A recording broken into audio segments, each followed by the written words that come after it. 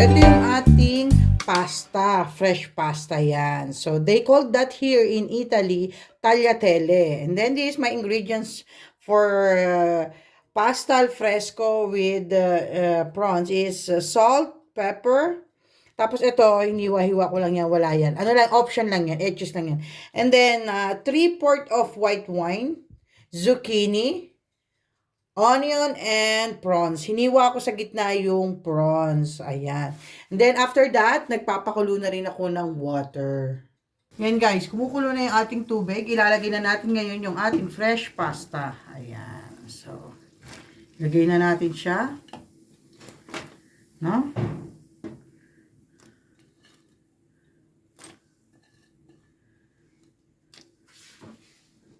Ito, ano 10 to 15 minutes lang yung ating pasta na kailangan antayin. Ayan, di ba? Fresh pasta siya, guys.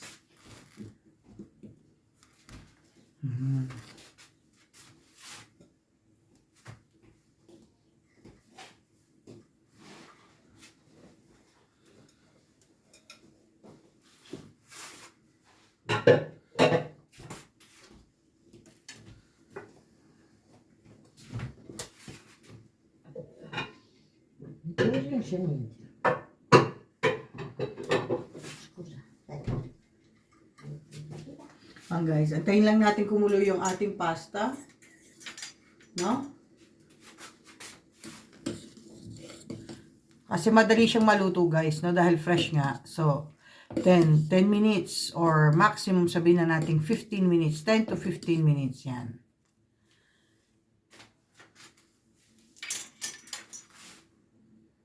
Ayan, dahil kulong-kulo na siya, guys. Ayan. So, ayan na siya, o, di ba, guys?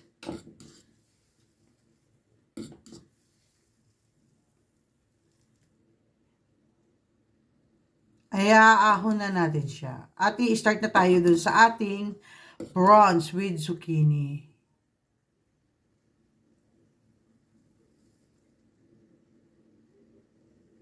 Ayan. Ngayon, isusunod naman natin yung ating prawns. Maglagay tayo ng mantika. Ayan. Olive oil. Or either cooking oil, normal oil. Depende sa inyo kung anong oil may available meron sa inyo. Ayan. After that, isusunod na natin yung ating onion.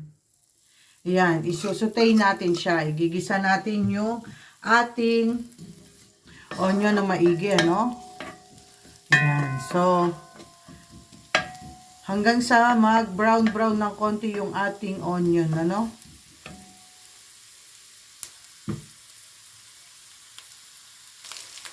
Ayan, so, dahil nag-golden brown na ng konti yung ating sibuyas, ilalagay naman natin ito, no? Maya-maya. Yung ating prawns. Ilalagay natin yung ating prawns at zucchini. Pero dahil ang prawns ay madaling maluto agad, ilalagay natin ang zucchini. No? Dahil madaling maluto yung ating hipon, no? Ilalagay natin ang ating zucchini. Salt and pepper. Ayan. Ayan.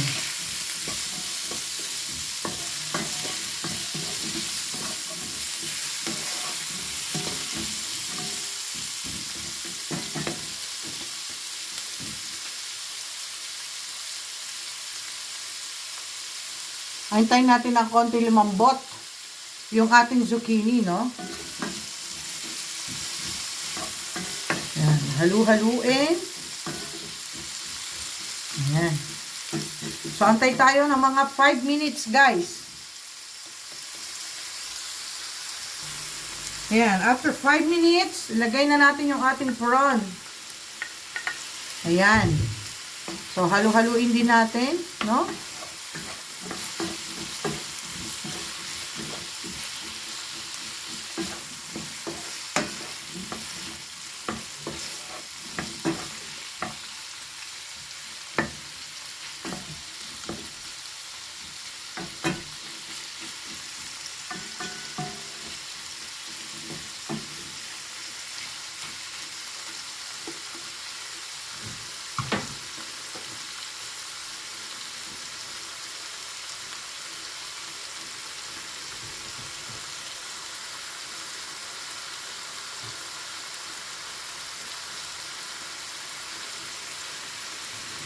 Ayan guys.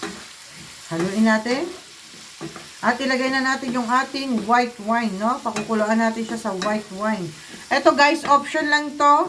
Kung may white wine kayo, okay. Kung wala, it's okay lang. Kahit huwag nyo lang lagyan ng white wine. So, option nyo lang yan kung meron kayo sa bahay yung white wine, no?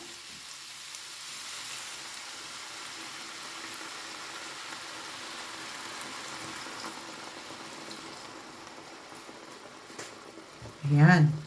So, kung may white wine kayo sa bahay, pwede kayong maglagay. Kung wala, okay lang. Tubig na lang ng 3/4. 3/4 na tubig na galing sa pinakuluan yung pasta. Yon. So, hindi kayo obligado na gumamit din ng white wine. Lalo na kung sa atin, mahal ang wine. So, gamit na lang kayo ng 3/4 cup of water na galing sa pinakuluan yung pasta. Any kind of pasta, pwedeng siyang ilagay sa ganitong luto. Ayan. So, it's up to you guys kung gaano kadami yung tubig nyo or what. So, ipapakita ko naman sa inyo kung ano yon. Sa amin kasi dito, lagi silang, they put white wine. Pag sa isda, no, yung mga style of seafoods, sa mga seafoods, lagi silang naglalagay ng wine. No, pinakukuluan nila ng konti sa wine. So, para at least nga naman, mawala daw yung lansa, no? So, ayan guys. Tayo tayo ng mga 5 minutes.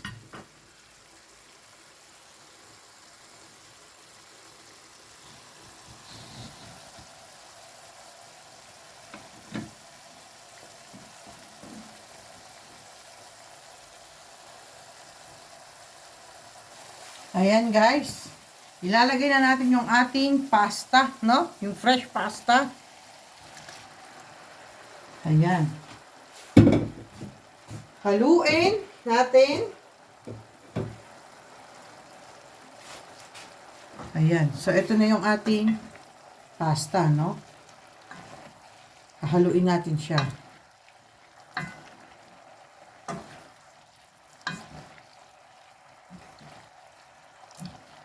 So, kailangan ma-well combine yung lasa, no? Yung sauce natin sa pasta. So, masarap to guys.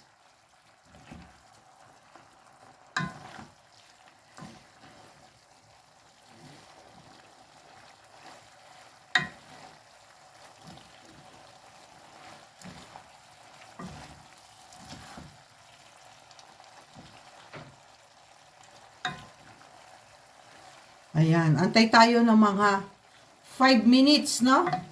Para lang kumapit yung lasa ng pasta. Kasi sabi ko nga sa inyo, napakadali lutuin nito. Ayan. So, antay lang tayo.